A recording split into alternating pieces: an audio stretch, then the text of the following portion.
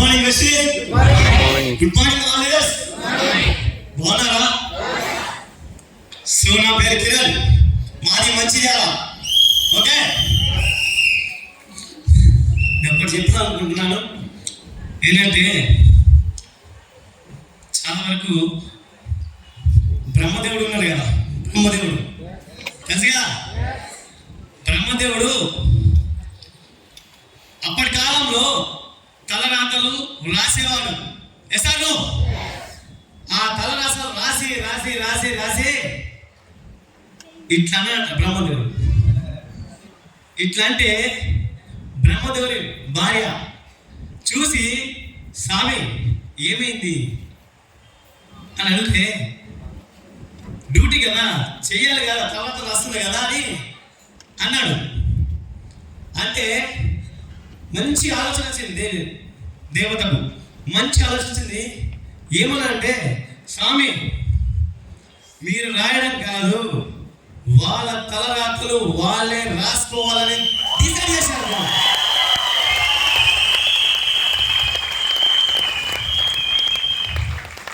స్వామి నువ్వు రెండు రాయండి. ఏంది? పుట్టుక, చావు, మధ్య మన తలరాతలు మనమే రాసుకోవాలని ఒక కలం, ఒక పేపర్ ఇచ్చాడు. మన లైఫ్ మన చేతిలో ఉంది, మన జీవితం మన చేతిలో ఉంది. ఎసానో నీ మైండ్ సెట్ మార్చుకుంటే నువ్వు ధనవంతుడే. ఎసానో సో చాలా మంది రాసుకున్నారు, చాలా మంది మారారు, బట్ కొంతమంది మారలేదు. మారైపోయేసరికి ఏమైంది, మళ్ళీ బ్రహ్మదేవుడు పట్టుకున్నాడు. పట్టుకున్న తర్వాత మళ్ళా దేవత వచ్చింది. ఏమి స్వామి తలపట్టుకున్నావు అంటే, నువ్వు చెప్పిన నేను ప్రమోట్ చేశాను, వాళ్ళు కొంతమంది రాసుకున్నారు, కొంతమంది రాసుకోవట్లేదు అని అంటే, మళ్ళా దేవత మంచి ఆలోచన ఇచ్చింది. ఏమిచ్చింది? స్వామి నీకు ఒక శిష్యుడు ఉన్నాడు, ఆ శిష్యుని పంపించి వాళ్ళ తలరాతలు ఎలా ఉండాలో రాసుకోమని పంపించింది. ఎవరా తెలుసా?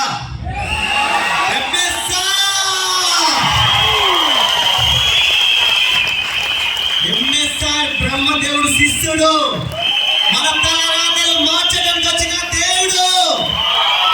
ఆ దేవుడు మనందరి దేవుడు.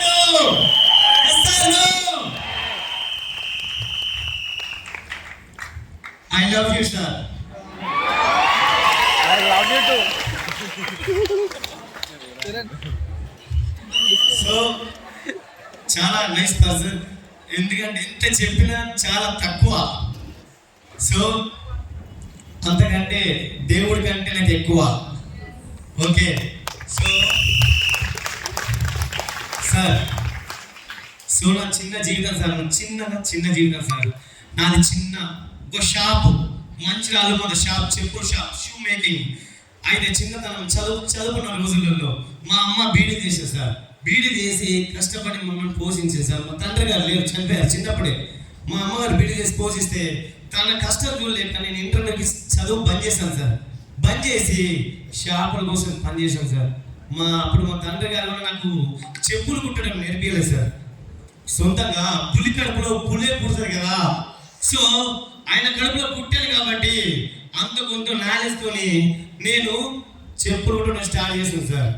20 ఏళ్ళు కష్టపడ్డాను సార్. 20 years sir. చిన్నప్పుడు ఒక గోల్ ఉండే, షాప్కి మంచి పేరు వల్ల గోల్ ఉండే. అదొక సినిమా చూశాను, చిరంజీవి సినిమా స్వయం కృషి. గోల్ వచ్చింది, పెట్టుకున్నాను సార్. నా షాప్ పేరు స్వయం కృషి. సో మా ఊర్లో నా పేరు లేదు, స్వయం కృషి అంటారు నన్ను అందరూ. సో అలా పేరు సంపాదించాను సార్. చాలా హార్డ్ వర్క్ చేశాను. నాకు హార్డ్ వర్క్ అంటే బాగా ఇష్టం. చాలా కష్టాన్ని ఇష్టంగా ప్రేమించుకుంటూ పని చేసుకుంటూ వెళ్తాను సార్. అంత హార్డ్ వర్క్ అండి సార్. నేను ఏ రోజు అలిసిపోను, ఏ రోజు నేను అందరితో హ్యాపీగా, ప్రేమతో, అందరితో కలివిడిగా మాట్లాడుతుంటాను. సో అందులో నాకు ఎంఎస్ఆర్ కూడా ఎంత అంటే నాకు కూడా తోడే చాలా. ఆయన అడుగు జాగాలో నడుస్తున్నాను నేను. ఏ రోజు ఆయన ఎలా ఉంటున్నాడు, ఏం కదా, ఆయన దగ్గరనే నేను అందరినీ ఆదరించుకుంటూ అందరితో కలిసినట్టుగా అందరితో కలిసి వెళ్ళిపోతున్నాను నేను. సో నేను అలా హార్డ్ వర్క్ చేసుకుంటూ వచ్చాను సార్. కానీ జీవితంలో సార్ 3 కష్టాలు ఉంటాయి సార్. అవి అనుభవించాను సార్. ఎవరైనా అనుభవించవచ్చు, బట్ నేను అనుభవించాను సార్. ఏవి తెలుసా sir? Court, police station, hospital, ఈ 3 సార్ నరకం సార్. ఈ నరకంలో నేను చిక్కుకున్నాను సార్. ఆ నరకంలో చాలా ఇబ్బంది పడ్డాను సార్. ఎంత సంపాదించాను అంత పోయాను సార్. బట్ నా పేరైతే సంపాదించుకున్నాను, స్వయం కృషిని పేరు సంపాదించుకున్నాను సార్. ఆ స్వయం కృషి బతికాను సార్. సో నాకు అప్పుడప్పుడు సినిమాలు చూస్తుంటాను సార్. చిరంజీవి, పవన్ గారి సినిమాలు చూస్తుంటే వాళ్ళు సూట్ పుట్టేస్తే వేస్తే ఇలా అయ్యేవాళ్ళని కూడా అనుకో గోల్ ఉండే సార్ నాకు. సో ఆ గోలు మా ఎంఎస్ సార్ దేవుడు రూపంగా వచ్చింది సార్. సార్ ఒక చెప్పులు ఉంటే వాడిని ఇలా మారాలంటే మీరు కూడా మారచ్చలేదా సార్? Yes sir no? అందరికీ టాలెంట్ ఉంది సార్. మీ టాలెంట్ ఎక్కడో గోదావరిలో పెట్టకుండా వెస్టర్న్ లో పెట్టాలి సార్. మీ టాలెంట్ యువర్ సక్సెస్ఫుల్ సార్. మీ జీవితం ధన్యం సార్. లైఫ్ మారుతుంది సార్. Yes sir no? మా తాతగారు ముత్తాతగారు పని చేసుకుని చెప్పులు ఉట్టి కూడా వస్తా అంటే నేను కూడా అనుకున్నా అప్పట్లో. నేను కూడా ఉద్యోగం రావాలంటే బంద్ చేశాను, చదువు లేదు కదా, బంద్ చేశాను కదా.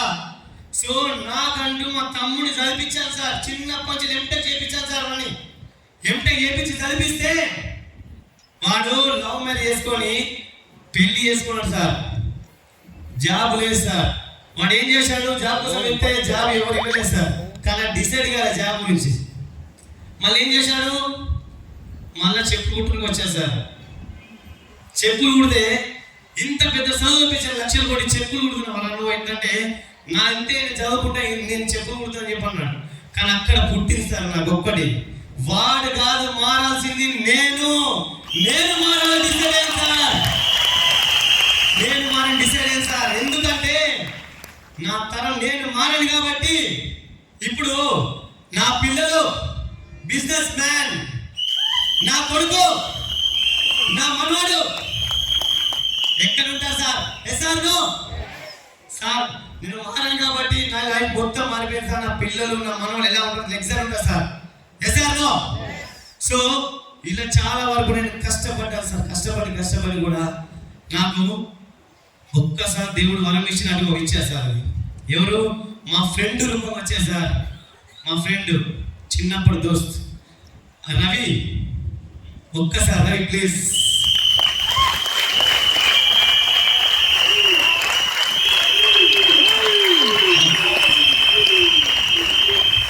రవి సార్ ఆయన వచ్చి టీవీఎస్ మేనేజర్ నా షాప్కి వచ్చి పాలు చేయించుకుని వెళ్ళేవాడు. ఒకరు వచ్చి అన్న మంచి బిజినెస్ ఉందన్న చేస్తామా అంటే ఎవరైనా ఏమంటారు చెప్పండి, పోరాపో బిజినెస్ ఏమని చెప్తారపో, నాకు ఇక్కడ రోజు పైసలు వస్తాయి అంటారు. అవునా కదా? కానీ మా దోస్తు బాధపడతాని రవి చేద్దాం ఏమి చెప్పు అంటే సరే అన్న తెల్లారి ఇంటికి వెళ్ళిపోయి తెల్లారి ఆ మిస్సెస్ మనకు వచ్చింది. ఫస్ట్ టైం మన హాస్పిటల్ మీద చూడండి.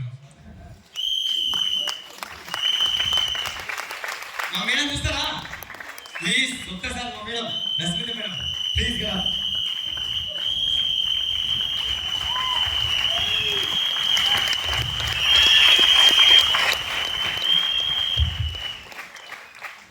మా మేడం బాగా మామూలుగా రాక్షసి. సో బట్టి విక్రమంలాగా నన్ను పట్టిందా. సో నా షాప్ తెల్లారి తీసుకొచ్చారు. అవి ప్రొడక్ట్ చూపించింది మేడం. చూపిస్తే ఏమైంది తెలుసా, ఇవి నేను అమ్మాలా అని అన్నా. నేను ఈ పోర్టబుల్ ఏంది నేను అమ్మడం అంటే నాకైతే నేను అమ్మని మేడం తీసుకొచ్చి అక్కడికి వెళ్ళానని చెప్పినా అన్న. కానీ అక్కడ నేను ఫ్యాన్ కింద కూర్చుంటే రోజుకు 2000, 3000, 4000 సంపాదించుకొని ఇది అమ్మ అవి నాకు అవసరమా వెళ్ళు అంటే వెళ్ళలేదు సార్. మధ్యాహ్నం కూర్చొని వెళ్ళిరు. తెల్లారి వచ్చి మళ్ళీ నా షాప్ కాడ కూర్చున్నా సార్. తెల్లారి వచ్చి నా షాక్ అయినా నేను బొమ్మని చెప్పాను. మళ్ళీ ఎందుకు వచ్చాను రాకూడదా, ఫ్రెండే కదా షాప్ కదా అంటే కూర్చున్నా సార్. కూర్చోండి నాకు డిస్టర్బ్ చేద్దంటే మళ్ళీ నన్ను రోజు గెలిగేది. ఆమె రోజు గెలిగేది, గానం పెట్టాలి గీనం మళ్ళీ రోజు గెలిగేది. అమ్మ నీకు దండం పెడతాను ఇబ్బంది చేయగలను అంటే సరే అని చెప్పి ఈమె ఎట్లా ముందుకేస్తాను నేను కూడా అట్లా ముందుకేస్తాను సార్. 2 రోజుల దాకా నేను అయ్యి అడిగాను సార్. ఈయన ఇంటలేదు అని చెప్పి ఏమని చెప్పాలా, బ్రహ్మదేవుడు 16 వాటికి వచ్చారు. ఎంఎస్ఆర్ రాశారు. ఆ సార్ పట్టుకొచ్చే వరకు నేను సగం ఫ్లాట్ అయ్యాను మేడం. ఎలా వచ్చారంటే మామూలు కాలేదు సార్. సార్ బాగున్నారా? అది ఇప్పటికీ నాకు మైండ్లో ఉంది. చాలా చక్కగా నీట్గా ఇస్తే సార్ నేను కింద కూర్చొని పని చేస్తాను. సార్ వచ్చి నా పక్క పూట వచ్చి కూర్చొని చెప్పారు. నా పక్క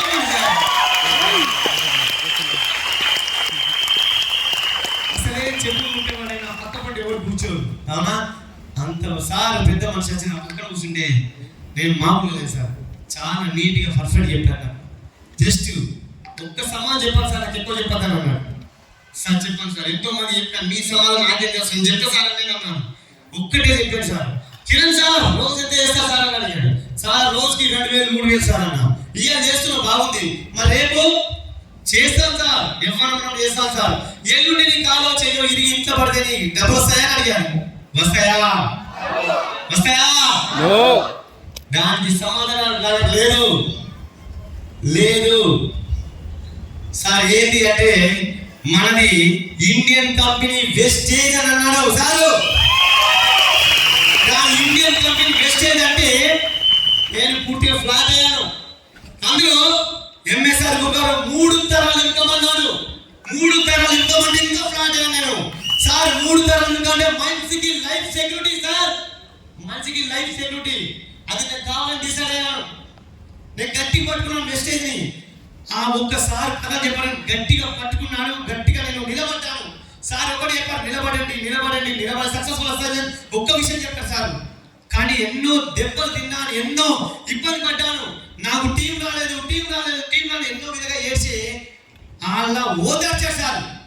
ఏం బాధపడకండి సార్, నీ టీం ఉంది, మీరు వెతకండి, మీకు దొరుకుతుంది, నిలబడండి అన్నాడు.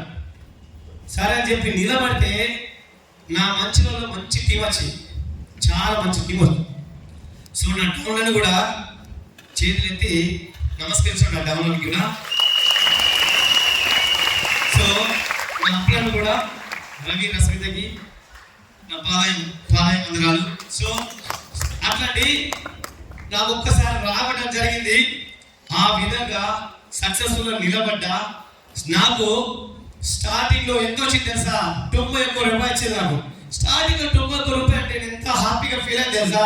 రోజు కూర్చుంటే 2-3 వేలు కాదు నాకు. ఒక 91 రూపాయలు ఇచ్చినందుకు చాలా హ్యాపీగా ఫీల్ అయ్యాను, అంత ఈజీగా ఫీల్ అయ్యాను.